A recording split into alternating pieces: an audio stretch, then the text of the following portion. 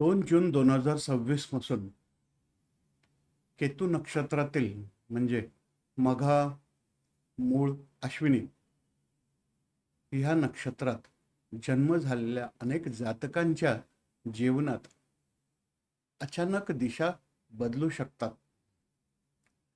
काहींचे जुने संबंध पुन्हा समोर येतील, तर काहींना घर बदलावे लागेल, तर काही जातक अचानक वैराग्याकडे वळू शकतात. विशेषतः 30 जुलै ते 18 ऑगस्ट या दरम्यानचा काळ अनेकांसाठी मानसिक, संबंधात्मक दृष्ट्या अत्यंत तीव्र ठरू शकतो. कारण गुरु आता केवळ राशी बदलत नाही, तर कर्क राशीतील प्रत्येक चरणातून जाताना तुमच्या कुंडलीतील वेगवेगळे भाव सक्रिय करणार आहे. नमस्कार. आज आपण पाहणार आहोत गुरुच्या कर्क राशीतील 9 चरणांमधून होणाऱ्या गोचराचे केतू अधिपत्याच्या म्हणजे अश्विनी, मघा, मूळ नक्षत्रांवर होणारे परिणाम. अश्विनी, मघा आणि मूळ या तिन्ही नक्षत्रांचा स्वामी केतू असल्यामुळे ह्या नक्षत्रांवर जन्म झालेल्या जातकांसाठी हा गोचर काळ केवळ बाह्य घटणारा नसून अंतर्मन, संबंध, कर्मदिशा आणि जीवन दृष्टी बदलणारा ठरू शकतो. 1 जून 2026 रोजी पहाटे गुरु पुनर्वसू नक्षत्रातील चतुर्थ चरणातून म्हणजे कर्क राशीतून प्रवेश करेल आणि पुढे पुष्य ते अश्लेषा नक्षत्रातील विविध चरणांमधून भ्रमण करीत 8 ऑक्टोबर 2026 पर्यंत कर्केतील 9 चरण पूर्ण करेल. हे फलित केवळ राशीवर आधारित नाही, ना जन्म लग्न कुंडलीवर आधारित. नक्षत्र, नवांश, नवतारा, भावाची सक्रियता आणि दशा अंतर्दशा यांचा संयुक्त अभ्यासावर आधारित हा व्हिडिओ आहे. विशेषतः ज्यांच्या कुंडलीत केतू महादशा, अंतर्दशा किंवा केतूशी संबंधित ग्रहयोग सक्रिय आहेत, त्यांना हा गोचर अधिक तीव्रतेने जाणवू शकतो.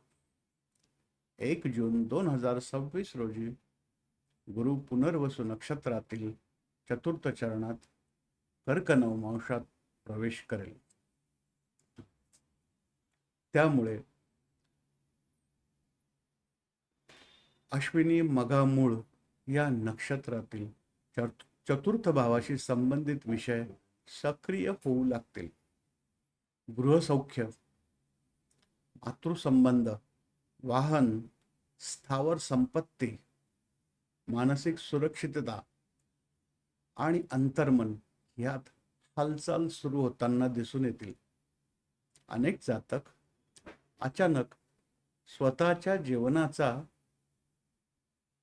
पुनर्विचार करू लागतील. जुने घर, जुनी माणसे, जुने निर्णय पुन्हा मनात येऊ शकतात. काहींना स्वतःच्या मूळ गावी परतण्याची इच्छाही निर्माण होऊ शकेल. आईच्या आरोग्याविषयी चिंता वाढू शकेल. केतू प्रभावामुळे बाहेरून सर्व ठीक असूनही अंतर्मनात रिक्ततेची भावना जाणवू शकते. 18 जून 2026 रोजी गुरु पुष्य नक्षत्रातील प्रथम चरणात म्हणजे सिंह नवमांशातून भ्रमण करेल. त्यामुळे पंचम भाव व नवम भावाशी संबंधित विषय सक्रिय होतील. संतती, शिक्षण, पूर्व पुण्यकर्म, पितृकर्म, कुल परंपरा, मान, सन्मान यांचा प्रभाव वाढेल. काही जातकांसाठी हा काळ विशेष महत्त्वाचा मात्र राहील. घराण्याच्या जबाबदाऱ्या वडिलांशी संबंध किंवा पितृसंपत्तीविषयी चर्चा घडू शकतात. काही जातकांना अचानक माझ्या जीवनाचा खरा उद्देश काय असा प्रश्न पडू शकतो. अहंभावामुळे संबंधात दुरावा निर्माण होणार नाही याची काळजी घ्यावी लागेल. 4 जुलै 2026 रोजी गुरु पुष्य नक्षत्रातल्या दुसऱ्या चरणात म्हणजेच कन्या नवांशात भ्रमण करेल. त्यामुळे षष्ठ भावाशी संबंधित विषय जागृत होतील. हा भाव ऋण, रोग, दैनंदिन कार्य, सेवा, कार्यक्षेत्र, शारीरिक थकवा ह्यात बदल दिसेल. आहार विहार बदलणे, तपासण्या करणे, औषधोपचार सुरू करणे आवश्यक ठरू शकते. अश्विनी नक्षत्र जातकांनी तीव्र श्रम ह्या काळात टाळावेत.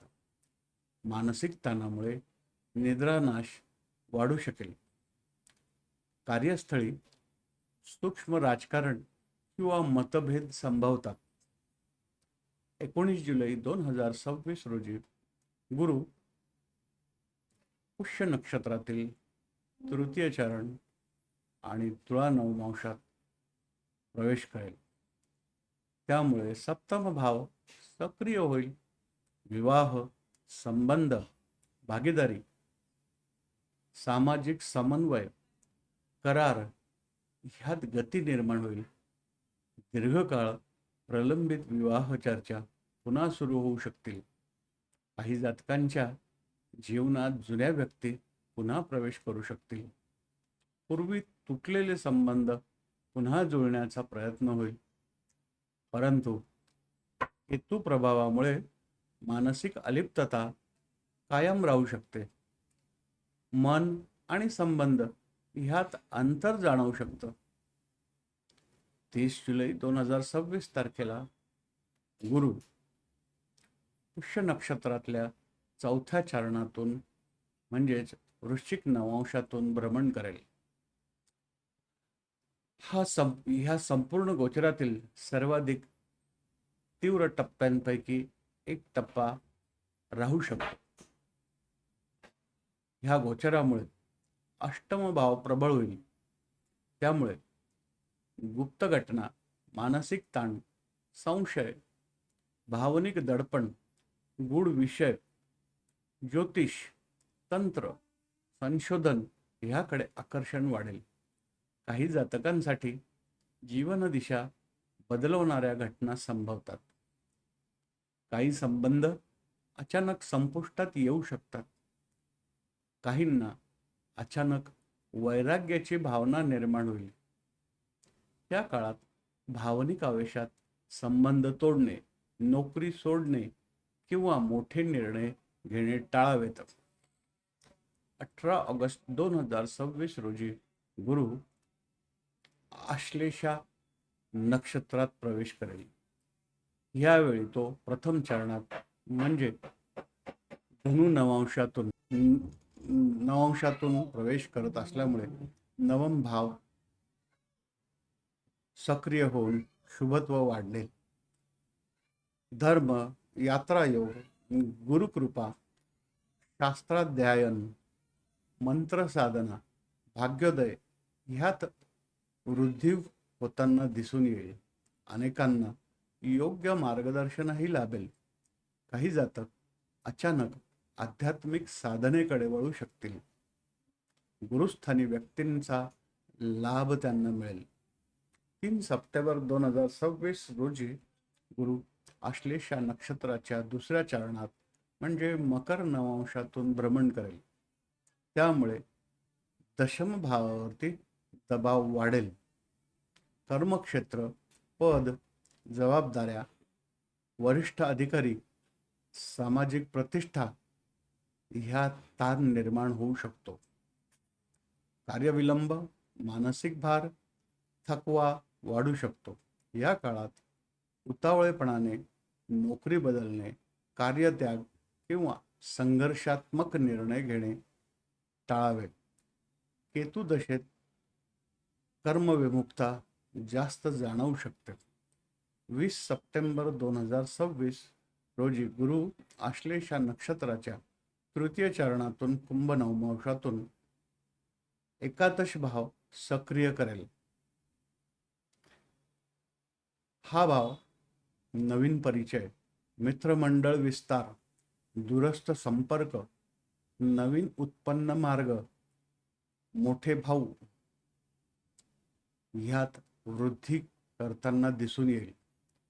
अनेकांना नवीन लोकांच्या माध्यमांमधून लाभ मिळू शकतो.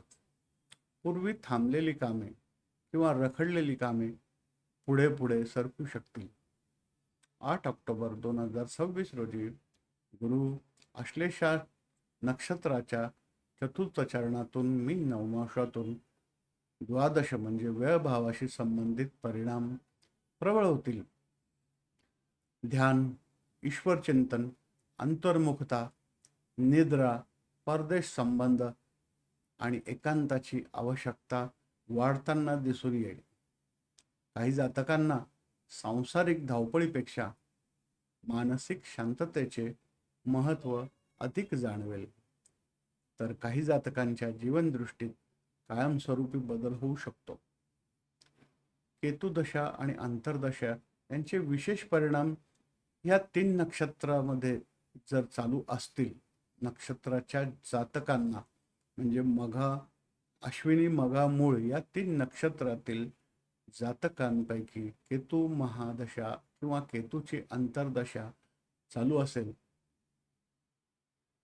तर होणारे जे परिणाम आहेत ते जुने संबंध पुन्हा समोर येणे, अचानक संबंध विच्छेद होणे, घर किंवा स्थान बदलण्याचा विचार होणे, आध्यात्मिकता वाढेल. लोकांमध्ये असूनही एकटेपणाची भावना निर्माण होईल. जीवनाचे गुढार्थ शोधण्याची प्रक्रिया चालू होईल. हे परिणाम अधिक तीव्रतेने केतू महादशा किंवा अंतर्दशेमध्ये जाणवू शकतील. केतू नक्षत्र स्वामी असलेल्या 3 नक्षत्रांच्या समूहासाठी गुरुचा हा कर्क राशीतून होणारा गोचर काळ केवळ शुभफल देणारा नसून जीवनाच्या सूक्ष्म स्तरांवर परिवर्तन घडवणारा ठरू शकतो. विशेषतः 30 जुलै ते 30 सप्टेंबर 2026 हा काळ अनेकांसाठी मानसिक, संबंधात्मक आणि कर्मदृष्ट्या निर्णायक ठरू शकतो. पुढील भागात आपण बघणार आहोत शुक्र ग्रहाच्या अधिपत्याखाली असलेल्या नक्षत्रांवर जन्म झालेल्या जातकांचा गुरुच्या ह्या गोचरणावरून होणाऱ्या गोचर परिणाम यांचा अभ्यास करणार आहोत. धन्यवाद.